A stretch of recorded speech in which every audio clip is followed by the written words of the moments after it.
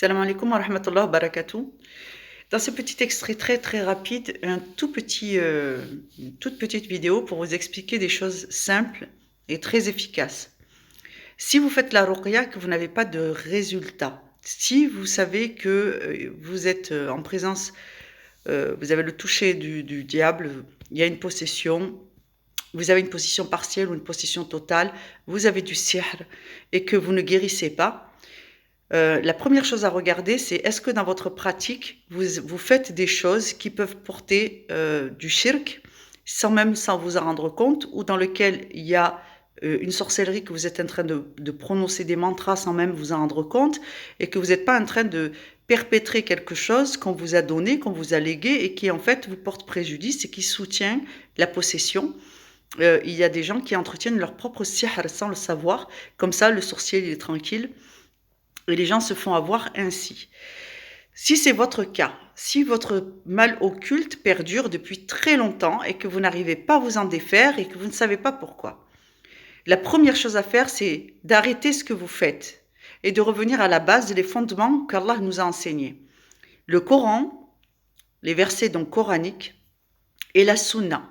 Ce qui est recommandé dans le Coran et dans la Sunna, c'est-à-dire les extraits du Coran qui sont recommandés, et la Sunna, c'est-à-dire les La ilaha illallah, le dhikr, de lire sur l'eau et l'huile, et de faire, comment vous dire, ce qui est recommandé en termes d'invocation, les invocations prophétiques.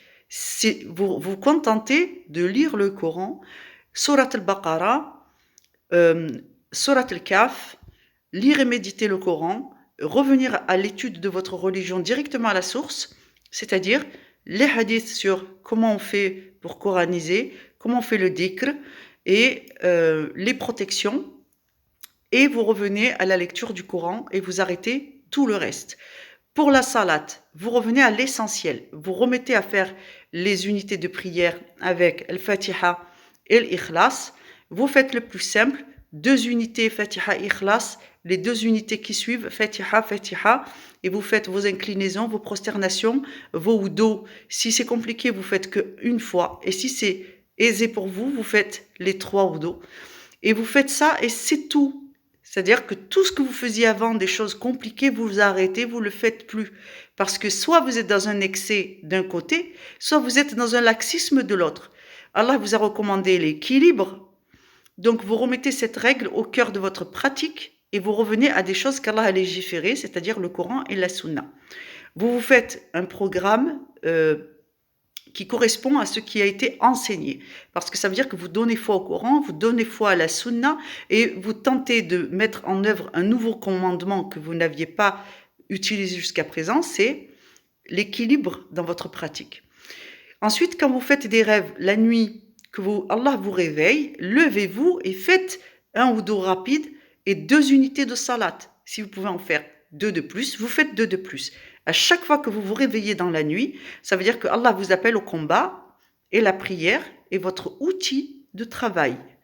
Donc c'est une ibada et dans cette ibada vous faites 2 unités normales, c'est-à-dire Fatiha Ikhlas, Fatiha Ikhlas, et ensuite vous faites bien sûr les salutations Inch'Allah, et à la fin vous faites vos invocations. Donc si le dhikr est efficace à un moment particulier, et les invocations, c'est à ce moment-là.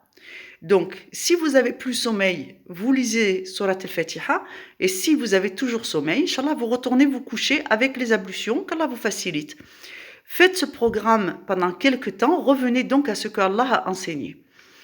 Et ensuite, vous rajouterez, quand vous verrez l'efficacité de ce principe, que vous êtes revenu à une pratique monothéiste saine, sans contradiction, sans innovation, et vous êtes sûr que vous êtes dans votre aqida, elle est bonne, vous allez pouvoir rajouter tout en vérifiant ce que vous faites, sans tomber dans l'excès, Inch'Allah, et de pouvoir revaloriser tous vos actes d'adoration, toujours avec cette vigilance, Inch'Allah, sur le shirk notamment, sur les innovations notamment, et sur la fameuse loi de l'équilibre.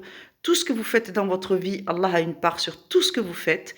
Quand vous retenez le mal, Allah a une part sur le fait que vous retenez le mal. En somme, dites: «Je fais ça pour Allah, je fais tout pour être une bonne personne, c'est pour Allah parce que c'est un commandement et je retiens le mal, c'est pour Allah parce que c'est un commandement» et quand vous vous forcez à faire un acte d'adoration, vous le faites peut-être il faut se forcer, mais vous le faites parce que c'est Allah qui vous l'a demandé et si Dieu veut, il rajoutera la facilité dans vos actes d'adoration.